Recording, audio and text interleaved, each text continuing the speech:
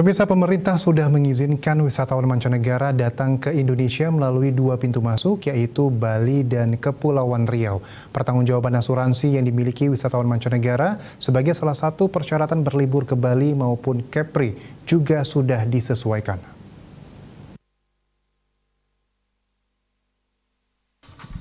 Dikutip dari kantor berita antara Direktur Lalu Lintas Keimigrasian, Direktorat Jenderal Imigrasi Kementerian Hukum dan HAM, Amran Aris juga mengatakan turis asing dengan visa kunjungan wisata B211A yang datang ke Bali dan Kepri diperbolehkan mengunjungi daerah lain dan pulang ke negaranya dari tempat pemeriksaan migrasi di daerah tersebut. Orang asing yang datang dengan visa wisata keluarnya tidak harus melalui Bali, bisa melalui daerah lain. Amran menjelaskan bahwa mekanisme penerbitan visa untuk wisata merupakan kesepakatan dari semua pihak.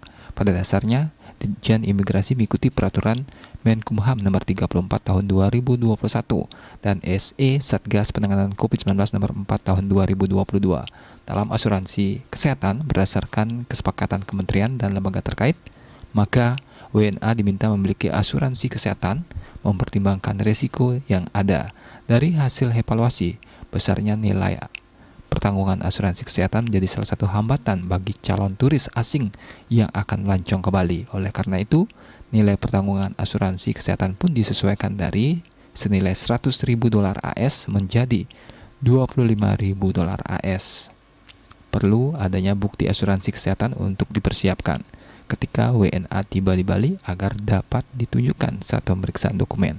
Sementara itu, terkait visa kunjungan wisata yang diterima WNA dan penjamin akan memiliki durasi selama 60 hari di Indonesia dan bisa diperpanjang hingga paling lama totalnya 6 bulan berada di Indonesia.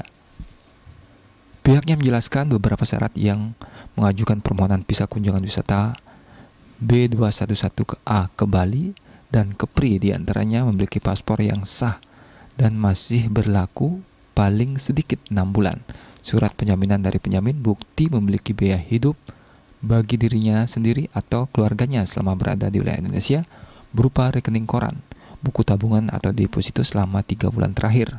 Selain itu, melampirkan bukti kepemilikan dana dapat menggunakan milik WNA atau penjamin dengan jumlah saldo minimal setara $2.000, tiket kembali atau tiket terusan untuk melanjutkan perjalanan ke negara lain, bukti telah menerima vaksinasi COVID-19 dosis lengkap, dan surat pernyataan bersedia mematuhi seluruh protokol kesehatan di Indonesia.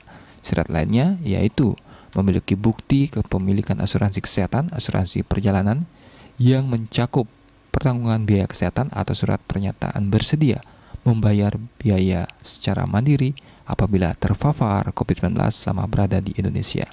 Bali Post melaporkan.